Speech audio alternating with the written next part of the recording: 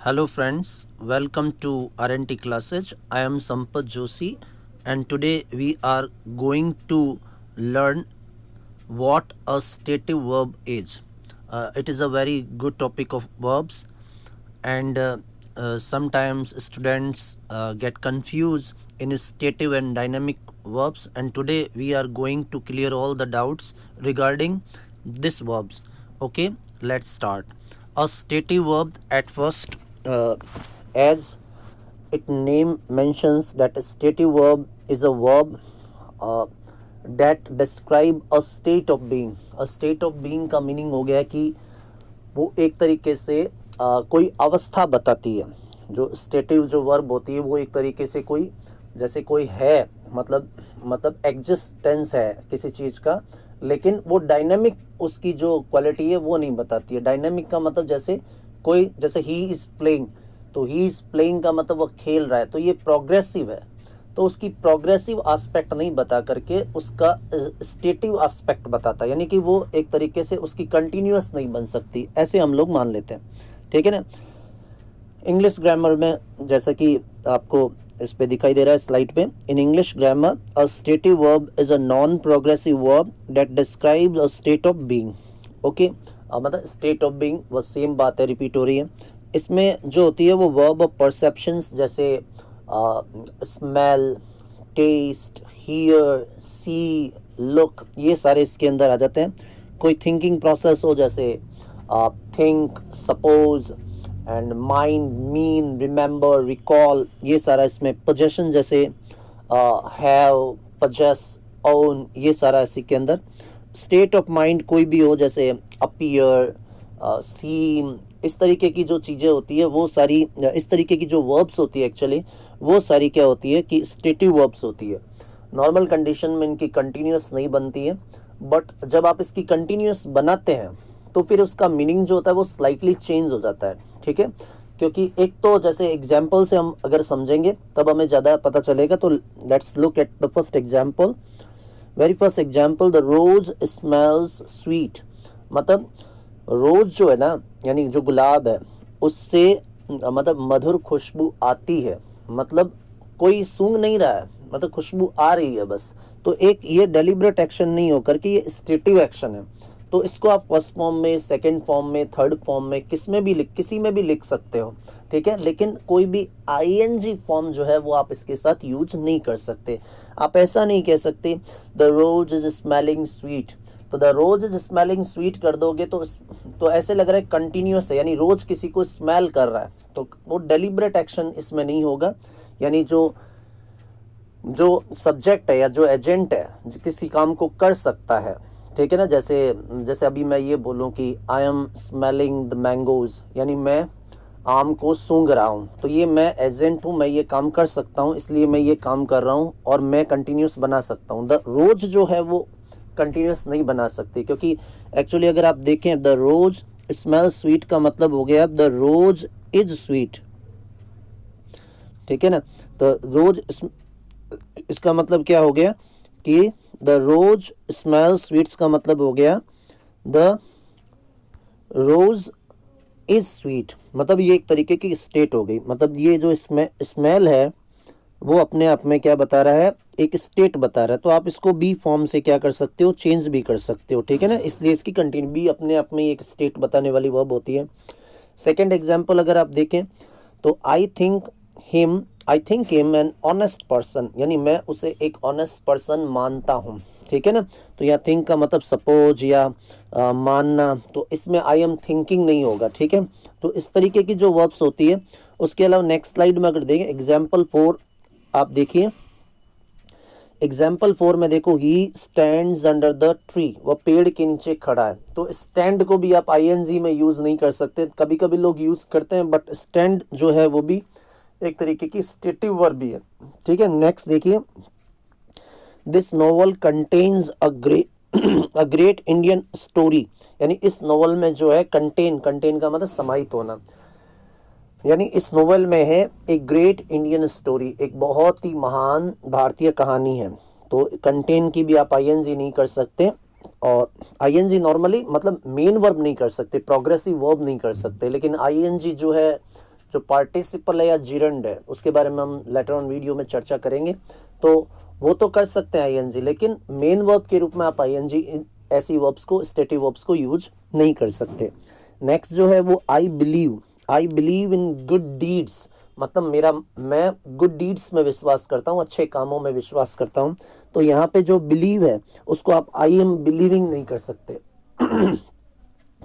तो these verbs cannot be used in progressive, but if used they have a slightly different meaning। जैसा कि इसी video में मैंने आपको पहले बताया कि मतलब कहने का मतलब है अगर आप इसको आईएनजी में यूज करते हो तो थोड़ा सा चेंज हो जाता है मीनिंग, है ना।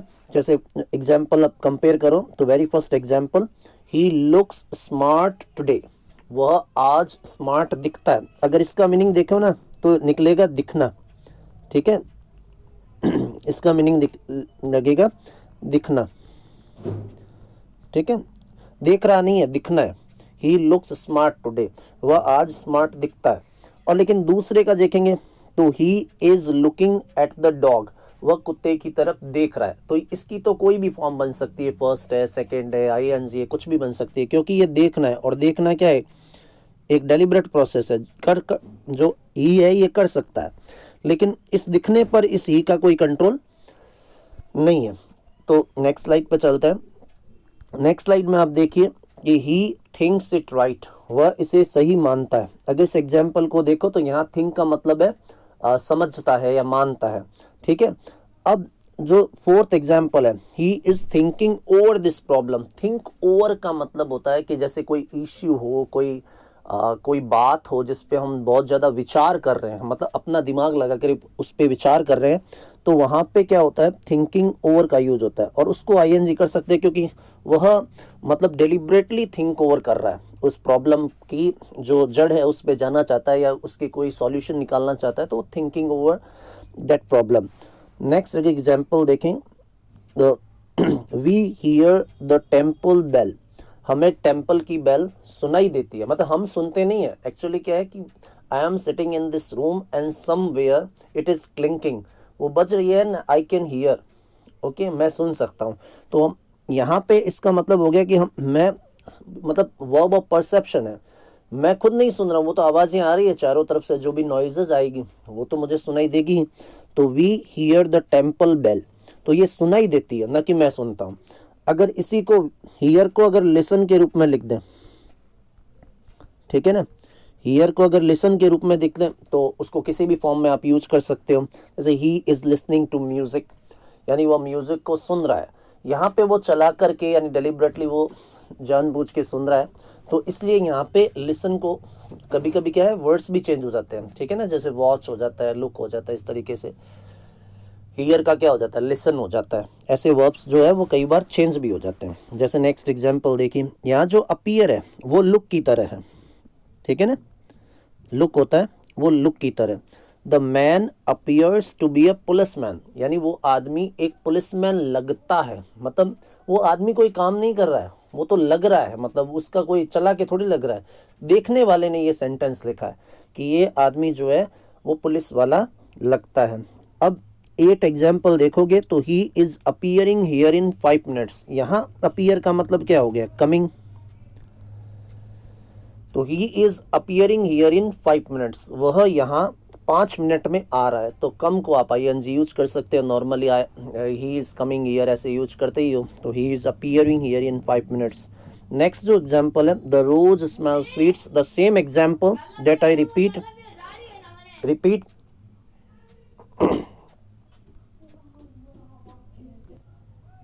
The same example, the rose smell sweet, यानी रोज है उससे खुशबू आती है, मतलब रोज उसमें कुछ भी नहीं कर रहा है, उसे अपना आप ही आती है। तो यहाँ पे जो है वो ये स्टैटिक वर्ब है जो स्मेल है। तो स्मेल जो है उसमें आप आईएनजी जितने भी फॉर्म होते हैं, जितनी भी प्रोग्रेसिव होते हैं, जैसे अपने 12 टेंसेज होते हैं नॉर्मली, उनके अंदर जैसे कंटिन्यूअस है, परफेक्ट कंटिन्यूअस है, यानी ये जो परफेक्ट कंटिन्यूअस और कंटिन्यूअस है ये वर्ब आप इसमें यूज ही नहीं कर सकते। लेकिन 10 एग्जाम्पल 10 ये देखो, he is smelling the bread, यहाँ क्या है कि वो ब्रेड को सूंघ रहा है, और सूंघने की क्रिया तो की जा सकती है डेलिबरेटली, ठीक है। तो इसलिए यहाँ आईएनजी यूज कर सकते हैं। तो ऊपर वाला जो एग्जाम्पल है 9 नंबर में, उसमें किसी भी प्रकार की प्रोग्रेसिव यूज नहीं हो सकती, बाकी जितने भी टेंस रह गए वो यूज कर सकते हैं। और जो 10 नंबर एग्जाम्पल है उसका अकॉर्डिंग टू टेंस आप सारे टेंस यूज कर सकते हो, ठीक है। तो he is smelling the bread कह सकते हो, ही स्मेल्स द ब्रेड कह सकते हो, ही स्मेल्ट द ब्रेड कर सकते हो, he has smelt the bread कर सकते हो, he has been smelting the bread कर सकते हो, क्योंकि इस वर्ब पे कोई रेस्ट्रिक्शन नहीं है। जो रेस्ट्रिक्शन है वो सारा किस पे, स्टेटिव वर्ब पे है, ठीक है। नेक्स्ट स्लाइड पे देखते हैं। अब कुछ स्टेटिव वर्ब्स होती है, जैसे आपको बहुत ही फेमस जो हर एक जो कंपटीशन है उसमें ये वर्ब तो आती है, नो, मीन, मीन का मतलब अर्थ होना, आई मीन टू से ही बोलते हैं, आई एम मीनिंग, मेरे कहने का मतलब यह है कि आई मीन टू से, हम कभी ऐसे नहीं बोलते आई एम मीनिंग टू से, ये कभी नहीं बोलते। आई माइंड या you don't mind, if you don't mind ही बोलते हैं, तो वहाँ पे माइंडिंग नहीं बोलते। या own, I own a car, मेरे पास कार है, तो I am owning a car नहीं होगा, ठीक है। पजेस सेम जैसे ओन है वैसे ही है। रिजेंबल का मतलब किसी से शक्ल मिलना या किसी का रूप मिलना, जैसे शी रिजेंबल्स हर मदर, वह उसकी शक्ल अपनी माँ से मिलती है, तो रिजेंबलिंग नहीं होगा। कॉस्ट, जैसे इट कॉस्ट मी 5 रुपीज, इस मतलब इसकी लागत 5 रुपये, तो कॉस्टिंग नहीं होगा। कॉस्टिंग बोलने में बोलते हैं, लेकिन जो सिंपल प्रेजेंट टेंस में या सिंपल पास्ट टेंस में यूज कर सकते हैं, लेकिन इसको कंटिन्यूअस ऐसे नहीं बोल सकते। It is costing me, it cost me, इसको ऐसे बोलेंगे, इट कॉस्ट मी 5 रुपीज, ऐसे नहीं बोलेंगे इट इज कॉस्टिंग मी, ये रॉन्ग हो जाएगा कॉस्टिंग लगाना, ठीक है ना। रिक्वायर्स है, रिमेन, सपोज, ये जो जितनी भी वर्ब्स है ये सारी स्टेटिव वर्ब्स है, जो थोड़ी डायनेमिक वर्ब से डिफरेंट वर्ब है। डायनेमिक वर्ब वो होती है जिनको हम कंटिन्यूअस बना सकते हैं। आई होप आपको ये टॉपिक समझ में आया होगा। अब जो लास्ट स्लाइड है उसमें हमने एक क्वेश्चन रखा है, उस क्वेश्चन का जवाब आपको कमेंट बॉक्स में देना है। Very easy question. She blank दे रखा है, मी सिंस 2003, ऑप्शन है ए में knows, B has known, C has been knowing and D is knowing. Give the answer in the comment box. Like कीजिए, subscribe कीजिए और कमेंट कीजिए। Thank you very much.